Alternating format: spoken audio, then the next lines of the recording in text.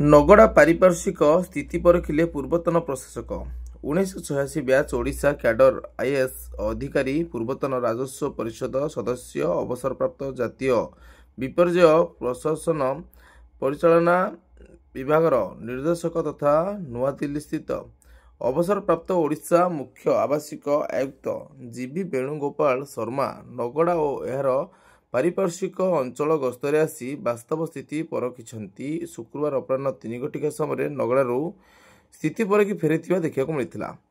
विशेषकर यही गस्त समय से विभिन्न अंगनवाड़ी केन्द्र और प्राथमिक स्कूल बुली आदिम जनजाति और आदिवासी शिशुमानंक सह भाव विनिमय करी सेमानंक दक्षता परखिछंती। अवसरप्राप्त प्रशासक श्री शर्मा सुकिंदा वीडियो रेशमा टेटेंको किछि परामर्श देउथुवा देखिବାକୁ मिलिथिला।